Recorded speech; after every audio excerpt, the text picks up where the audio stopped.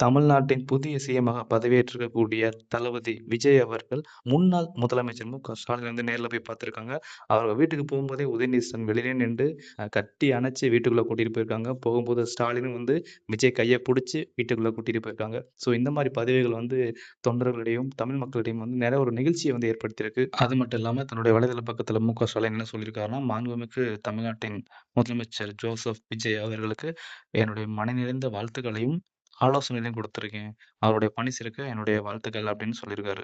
உதயநிதி ஸ்டாலின் வந்து முதல்வர் விஜய்க்கு வந்து ஒரு புக்கு குடுத்திருப்பாரு. அது என்ன புக்குன்னா, "காலத்தின் நிறம் கருப்பு, சிவப்பு" என்ற திமுகவின் 75 ஆண்டு வருஷ வரலாற்ற வந்து விளக்கக்கூடிய ஒரு புக்கு தான் அது. அந்த புக்க வந்து உதயநிதி ஸ்டாலின் முதல்வர் விஜய்க்கு வந்து குடுத்திருப்பாரு. அடுத்தபடியாக வந்து தமிழ்நாட்டின் முதலமைச்சர் விஜய் அவர்கள் மதிமுக பொதுச் செயலாளர் திரு வைகோ அவர்களையும், துரை வைகோ அவர்களையும் வீட்ல போய் சந்திச்சிருக்காரு. திரு வைகோ அவர்கள் வீட்டோட வாசல்ல நின்றே விஜய வரவேற்று உள்ள கூட்டிட்டு போயிருக்காரு. அது மட்டும் இல்லாம அவங்க வீட்ல உள்ளவங்க எல்லாருமே விஜய பார்த்து ரொம்ப சந்தோஷப்பட்டுருக்காங்க.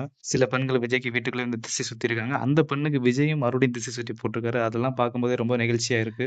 திரு வைகோ அவர்கள் என்ன சொல்றாங்கன்னா, "என் வீட்டிற்கு வந்த முதல் பதவியில் இருக்கக்கூடிய முதலமைச்சர்" அப்படின்னு சொல்லியிருக்காரு. அது மட்டும் இல்லாம எதிர்க்கட்சியா இருக்கும்போது ஸ்டாலின் அவர்கள் வந்திருக்காங்க.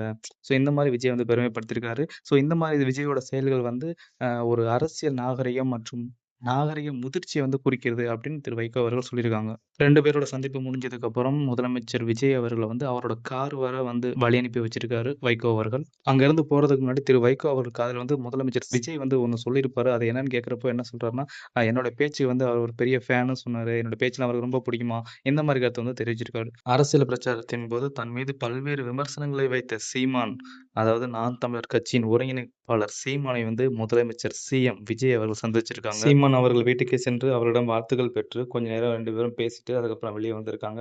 தன்னுடைய வீட்டு வாசல்ல இருந்தே விஜய்க்கு வெயிட் பண்ணி கைய புடிச்சு உள்ள கூட்டிட்டு போயிருக்காரு சீமான். இந்த மாரி சம்பவங்கள் அரசியல்ல நடக்கிறப்போ நாத்தாக்கா உரிமையாளர்கள், தொண்டர்கள் யாரா இருந்தாலும் சரி, டிவிகே உறுப்பினர்கள், தொண்டர்கள் யாரா இருந்தாலும் சரி, ஒரு நெகிழ்ச்சியான தருணத்த குடுக்கும். அந்த மாரி தருணமா தான் இது இருந்திருக்கு. இதனைத் தொடர்ந்து பார்த்தீங்கன்னா, பாமக தலைவர் அன்புமணி ராமதாஸ் அவர்கள் வீட்டுக்கும் சென்று அவங்களோட ஃபேமிலி, மனைவி எல்லாருமே பார்த்துருக்காங்க. அவங்களுடைய வாழ்த்துக்கள் பெற்றிருக்காங்க. இந்த சம்பவம் வந்து நாகரிக அரசியலையும், அரசியல் மாண்பையும் காட்டுவதாக அரசியல் வல்லுநர்கள் எல்லாருமே பேசிக்கிறாங்க. ஸோ மேலும் மேலும் பார்ப்போம். முதல்வர் விஜய் என்னென்ன செய்றாங்கன்னு.